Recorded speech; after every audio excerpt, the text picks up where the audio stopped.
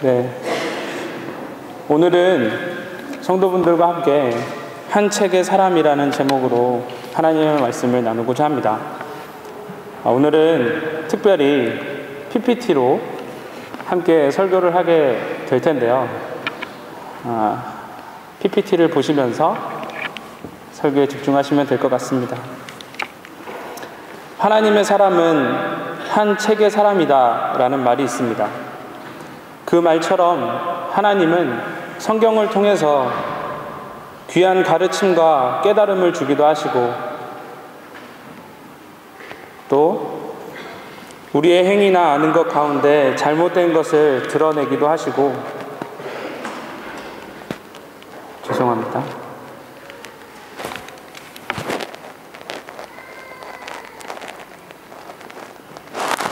그리고 바른 방향으로 나가게 하기 위해 우리를 바로 세우기도 하시면서 하나님 앞에 의인으로서의 삶을 살아가도록 우리를 훈련시켜 가십니다.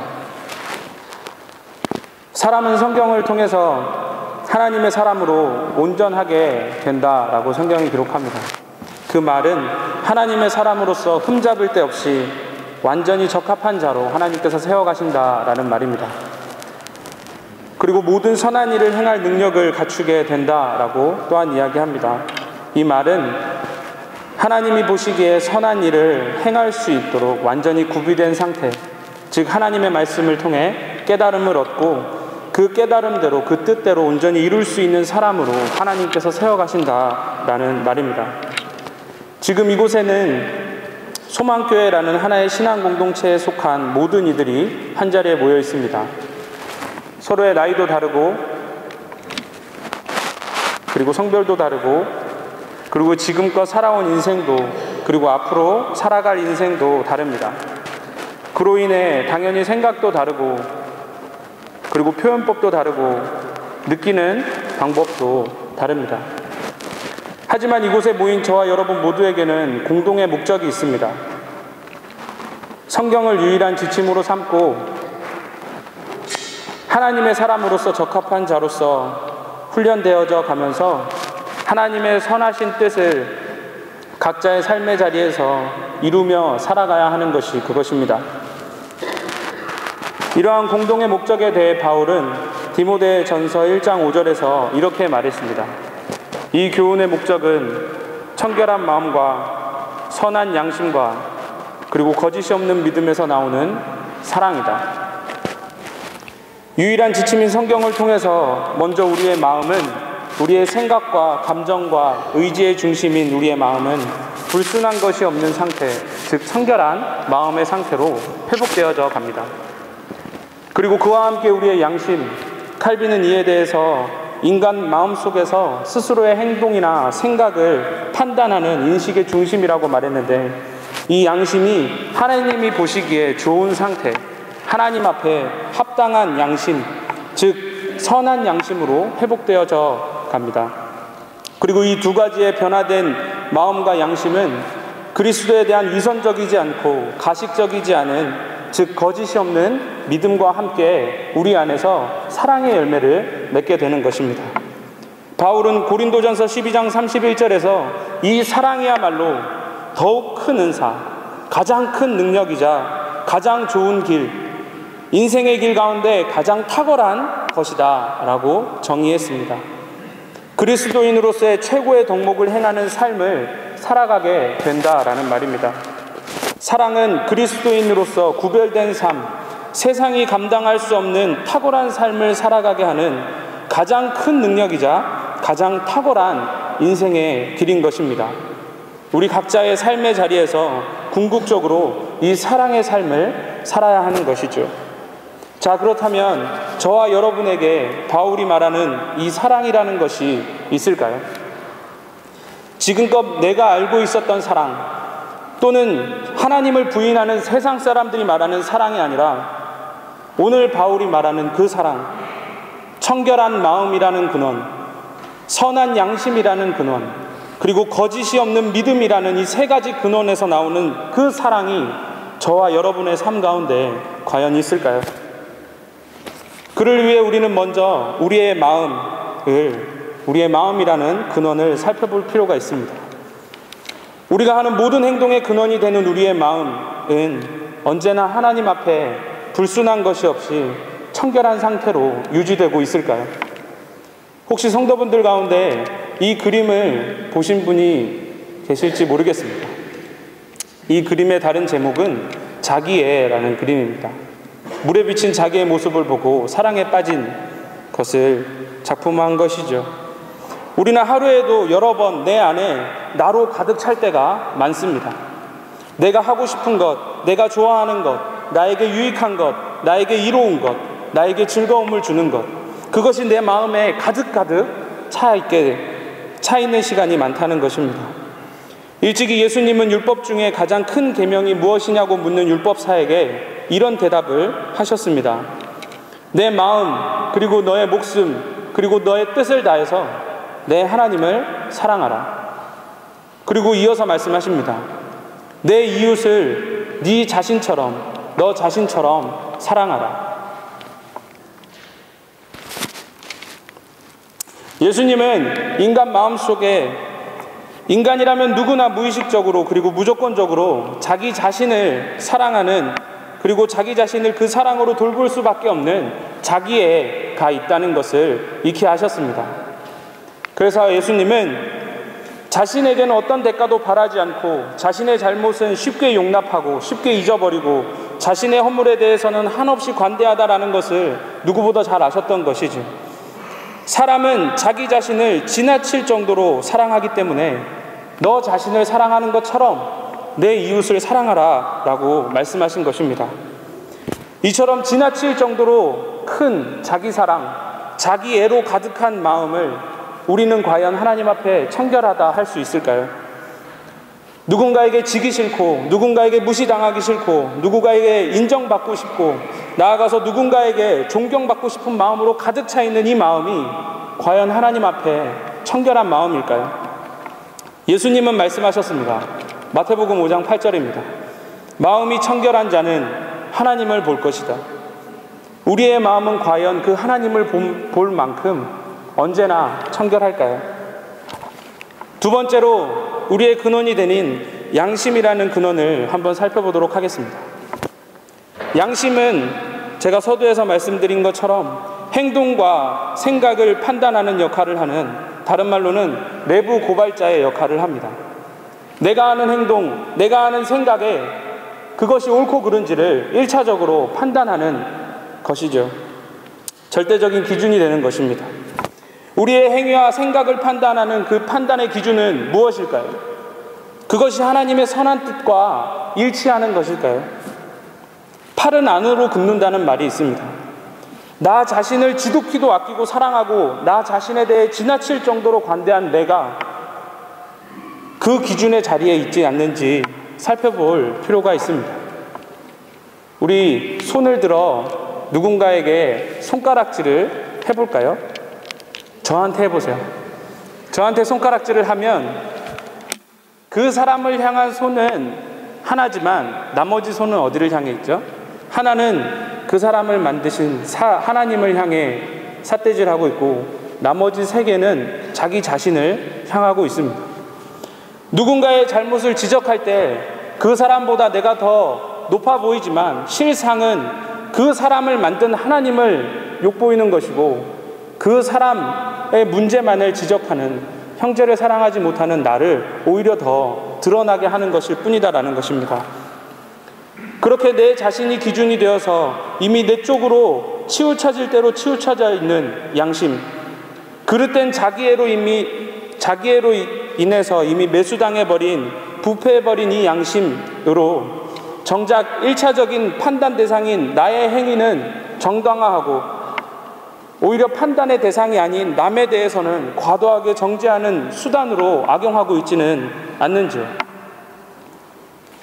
예수님은 요한복음 8장에서 간음을 하고 잡혀온 여인을 끌고 온 사람들에게 이렇게 말씀하셨습니다. 너희 중에 죄 없는 자가 먼저 돌로 치라.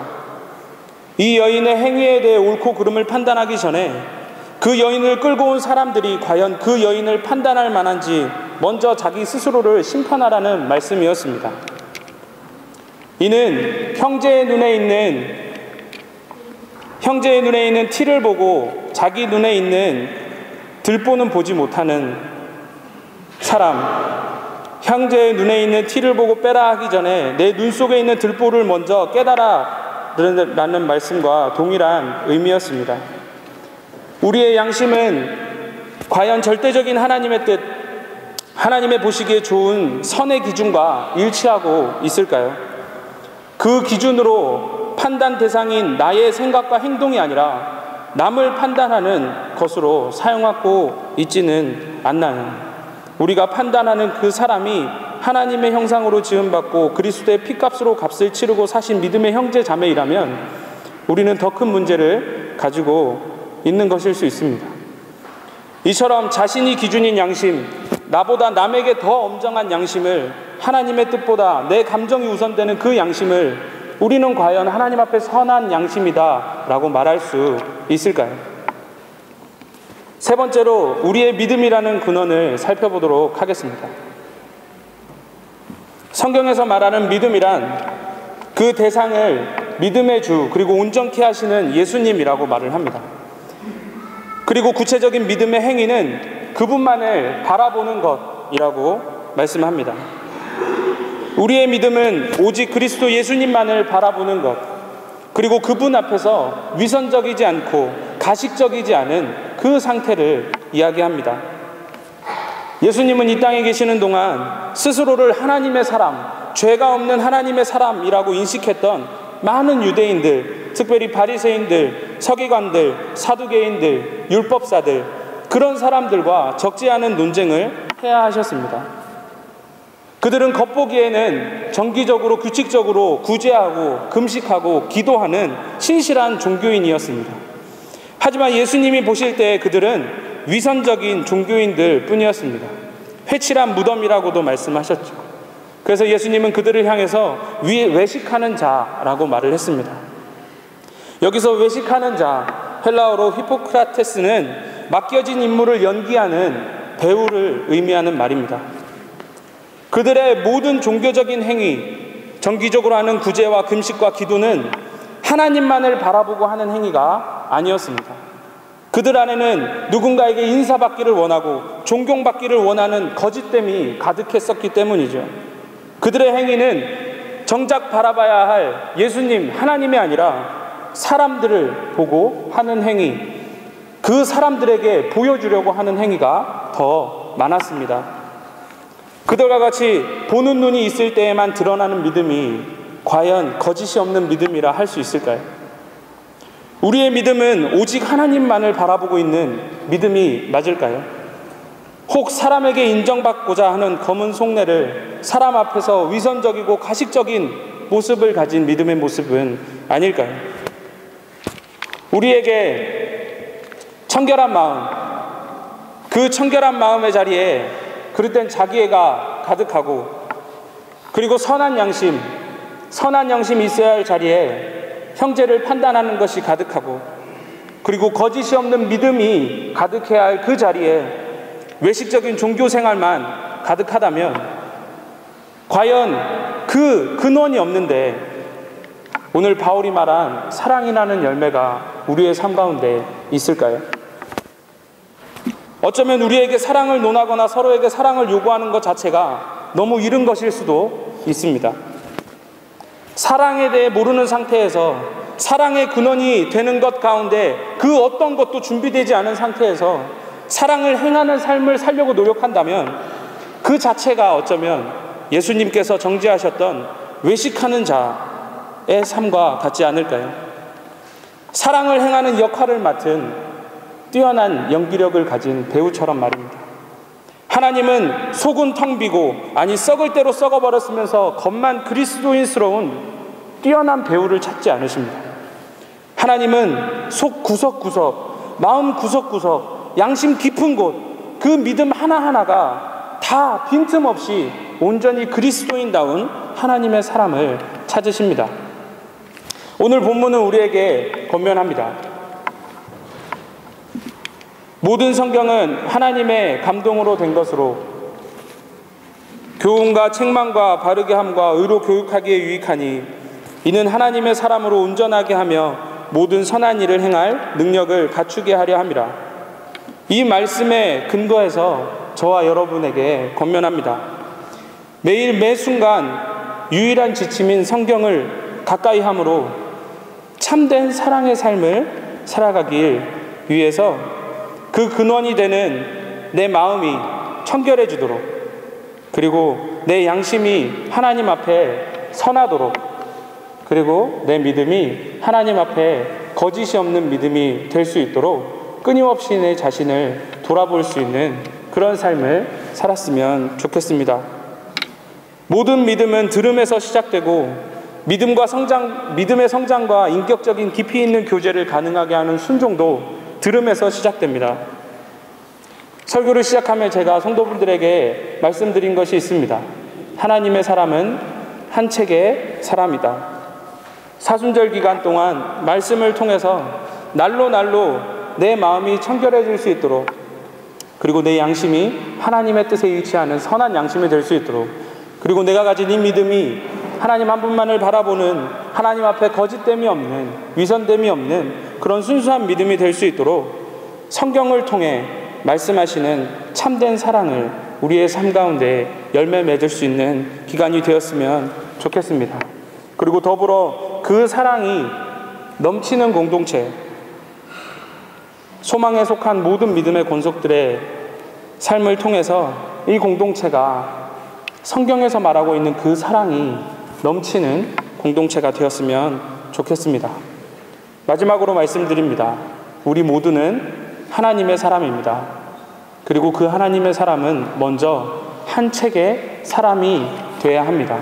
그때 비로소 우리 안에 하나님이 원하시는 사랑이라는 이 세상 가장 큰 능력, 그리고 세상 사람들이 따라할 수 없는 탁월한 인생의 모습이 될 것입니다. 그 삶을 살아가는 저와 여러분 모두가 되었으면 좋겠습니다. 우리 이 시간에 함께 각자 짧게 기도할 텐데요. 우리 이 시간에 이렇게 기도했으면 좋겠습니다. 하나님, 세상은 기독교를 향해 사랑의 종교라 말합니다. 하지만 그 사랑을 행하기에 앞서 우리의 삶에 내 마음이, 내 양심이, 내 믿음이 하나님께서 요구하시는 청결한 마음, 선한 양심, 거짓이 없는 믿음으로 회복되어질 수 있도록 도와주십시오. 그래야 그것을 근원으로 하나님이 원하시는 사랑을 내가 행할 수 있습니다. 내 마음과 내 양심과 내 믿음을 하나님 회복시켜 주십시오. 우리 함께 기도했으면 좋겠습니다. 기도하시겠습니다. 하나님 아버지 감사합니다. 하나님, 주께서 하나시는 귀한 믿음의 권속들 이 자리에 모여 주님 앞에 기도합니다. 하나님, 하나님께서 우리에게 요구하시는 것, 하나님을 사랑하라, 이웃을 사랑하라. 하나님께서 우리의 삶 가운데 사랑이라는 것을 요구하시는데, 하나님, 우리에게는 그 사랑의 근원이 되는 청결한 마음이 아직 없고 선한 양심이 아직 준비되지 못하고 아직 거짓이 없는 믿음이 내 삶 가운데 준비되어 있지 못한 상태입니다. 사랑의 근원이 되는 것들이 내 삶에 없는데 어찌 내가 사랑을 행하며 살아갈 수 있겠나이까. 하나님, 이 시간 기도하는 귀한 믿음의 권속들 모두에게 우리가 먼저 한 책의 성경을 통하여서 하나님이 원하시는 그 마음이, 하나님의 말씀이 일치되는 그 양심, 하나님 앞에 거짓이 없는 그 믿음이 우리의 삶 가운데 먼저 회복되어질 수 있도록 도와주시고, 그 근원에서 나오는 참된 사랑을 바로 행하는 우리 모두가 될 수 있도록 주님 도와주시옵소서. 기도하겠습니다. 세상은 예수님을 믿고 따르는 이들을 일컬어서 그리스도인 또는 기독교인이라고 이야기합니다. 그리고 예전에는 그들을 사랑의 종교, 사랑의 전달자, 사랑의 메신저라고 이야기했습니다. 하나님, 하지만 언제부턴가 우리를 향한 하나님의 사랑을 십자가의 죽으심과 부활하심으로 확증하신 예수님에 대한 그런 믿음이 존재하지 않는 헛된 타 종교들도 사랑을 이야기하기 시작하고, 하나님에 대한 존재 자체를 부정하는 세상들도 사랑을 이야기하기 시작하게 되었습니다. 그러는 동안 정작 누구보다 사랑에 대해 알아야 할 그리스도인들은 세상이 정의 내린 사랑보다 못한 그리고 타종교가 제시하는 사랑보다 못한 삶의 모습을 보일 때도 있었고, 말씀이라는 절대적인 기준을 통해 예수님을 통해 보여주신 사랑에 대한 정의를 바로 깨닫고 삶을 회복하고자 하는 노력보다, 나 스스로를 돌아보는 그 시간보다 눈에 보이는 상대적인 사람을 기준 삼고 형식적인 모습만을 보여주는 것에 집중하고 그것으로 만족하던 모습들이 또한 있었음을 이 시간 회개합니다. 하나님, 이 시간 함께 나누게 하신 오늘의 말씀을 통해서 그리스도인으로서 마땅히 행해야 할 사랑에 대해 우리 각자에게 새로운 정의를 내릴 수 있도록 도와주시기 바랍니다. 참 사랑을 알고 그 사랑을 행함으로 하나님의 사랑을 전해야 할 사람으로서 그 사랑의 근원이 되는 내 마음, 내 양심, 내 믿음이 하나님의 말씀을 통해 더 청결해지고 더 선해지고 위선적이지 않도록 나 자신을 돌아보는 우리 모두가 되게 하여 주시옵소서. 하나님의 사람은 한 책의 사람입니다. 매일의 삶 가운데 말씀을 통해 내 마음의 불순물을 제하는 것 외에는, 매일의 삶 가운데 말씀을 통해 내 양심의 기준을 말씀으로 말씀 위에 세워나가는 것 외에는, 매일의 삶 가운데 말씀을 통해 내 믿음이 위선적이고 가식적이지 않도록 하는 것 외에는, 이 모든 것들 외에는 내 시간과 힘을 쏟지 않도록 도와주십시오. 이 세상에 참 사랑을 전해야 할 우리 그리스도인 한 사람 한 사람, 그들의 마음과 양심과 믿음을 회복시켜 주십시오. 더불어 오늘 이 시간 소망교회 전 세대가 모였습니다. 바라기는 우리가 서로서로 청결한 마음, 선한 양심, 거짓이 없는 믿음이라는 이 사랑의 근원을 온전히 회복하는 것에 집중하는 아름다운 모습만을 우리 다음 세대들에게 신앙의 유산으로 넘겨주는 그런 귀한 관계가 되길 소망합니다. 연약한 우리 한 사람 한 사람 말씀으로 채워주시고 말씀으로 붙잡아 주셔서 하나님의 사람으로만 세워 주시옵소서. 모든 말씀 사랑이 많으신 예수님 이름으로 기도했습니다. 아멘.